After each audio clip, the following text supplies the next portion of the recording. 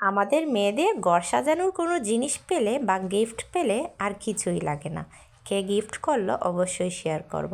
আসসালামু আলাইকুম। SR blog থেকে ডেইলি ব্লগ নিয়ে হাজির হয়ে গেলাম। সকাল সকাল ঘুম থেকে উঠে দেখি গ্যাস নেই। তারপরে কোনো রকম একটা সবজি আর রুটি বানিয়েছিলাম, তারপরে একটু আচার বানিয়েছি।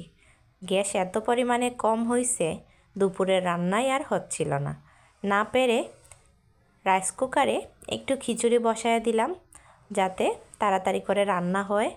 আর এক সপ্তাহ ধরে গ্যাসে খুবই সমস্যা করছে, পুরা ঢাকা শহরেই এরকম। জানি না আমাদের এরকম কবে যে ঠিক হবে। গ্যাসের যন্ত্রণায় আমরা শীতের সময় একটু ঘুমাতেও পারি না। তো দেখুন, রাইস কুকারে প্রথমে চালটাকে সুন্দর করে ভেজে নিয়েছি, মশলা কষিয়ে তখন পরিমাণ মতো পানি দিয়ে ঢেকে দিব।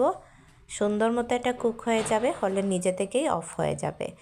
তো আমার হচ্ছে আজকে কোনো রেসিপি দিচ্ছি না, আমি যা খেয়েছি বা সারাদিন যা যা করলাম সব কিছুই শেয়ার করব। তো খিচুড়িটা মোটামুটি হয়ে গেছে। এদিকে গ্যাসের যন্ত্রণায় একটা হচ্ছে গিয়ে নর্মাল একেবারে কম দামে একটা কড়াই কিনেছিলাম। দেখলাম যে কী অবস্থা, দেখি খুব সুন্দর, ডিমটা লাগছিল না, কোনো পুরাও লাগেনি। মাত্র 100 টাকা দিয়ে একটা ফ্রাই প্যান, মানে স্টিলেরও না, এটা জার্মানি মনে হয়, কিনেছিলাম। এখন দেখি খুব ভালো, খুব কাজের। পরোটা রুটি খুব তাড়াতাড়ি হয় অল্প গ্যাসে, এবং ভাজাভাজি করতে গেলেও সুবিধা। তো আমি ভাবলাম যাই হোক, দামি দামি ফ্রাই প্যান কিনেও কিন্তু এত উপকার পাইনি, এটা কিনে খুব উপকার হয়েছে। তো ছেলেদের জন্য 2টা ডিম পুশ করে নিয়েছি। এদিকে হচ্ছে গিয়ে খিচুড়ি, একটু গরু মাংস ছিল আগের দিনের, একটু শুটকি ভুনা করেছি। এটা দিয়ে আজকে খাবার কমপ্লিট করে নিব, কারণ গ্যাস নেই আর কিছু রান্নার মতো এনার্জিও নেই। তো সন্ধ্যার দিকে আমার 2 ছেলের পরীক্ষা চলতেছে, তো একটু ডিম দুধ তো দেওয়াই লাগে। তো ছোট ছেলে হচ্ছে ডিম খেতেই চায় না, তো বুদ্ধি করে হচ্ছে গিয়ে ডিম চিতল বানিয়ে দিলাম একটু অন্যরকম করে। তো খুশিও হয়েছে, খেতে বলল, ভালোও লাগলো। আর বড় ছেলে বলছে আম্মু খুব মজা হয়েছে। তো দুইজনকে 2টা করে দিয়ে দিয়েছি। তো আসলেই খুবই টেস্টিও হয়েছিল।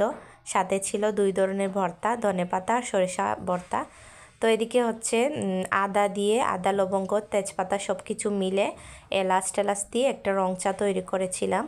তো ঠান্ডার সময় কিন্তু রং চা খেতে ভালোই লাগে।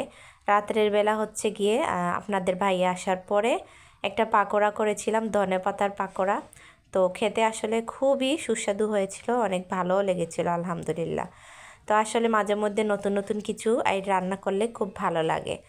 তো হচ্ছে 2 দিন আগে আমার একটা ভাইয়া, আমাদের পরিচিত একটা ভাইয়া আমাকে কিছু ফুল, তারপরে ফুলের টব এগুলি গিফট করেছে। আমি এতটা খুশি হয়েছি, ভাইয়াকে বললাম ভাইয়া হয়তো আপনি লাখ টাকা দিলেও এত খুশি হইতাম না আমাকে কিছু ফুল বা এগুলি গিফট করার জন্য। এই যে এইগুলি ভাইয়া 2 রুমের জন্য 2টা দিয়েছে, এবং 2টা ফুলের টব দিয়েছে। আমার অনেক খুশি হয়েছি, আমার এত ভালো লাগছে। আমার ঘর সাজানোর কেউ কিছু দিলে আমার অনেক ভালো লাগে।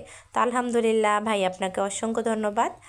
আর আমি এমনিতেও টুকটাক এই যে এগুলি আমি কোথাও গেলে একটু অন্যরকম মাটির বা ছোটো ছোটো ফুল কেনার অনেক শখ। তো টুকিটাকি যে কোনো কিছু আপনাদের সাথে শেয়ার করতে ভালো লাগে, তাই দেখালাম। যদি ভালো লাগে অবশ্যই লাইক কমেন্টস দিয়ে সাথে থাকবেন।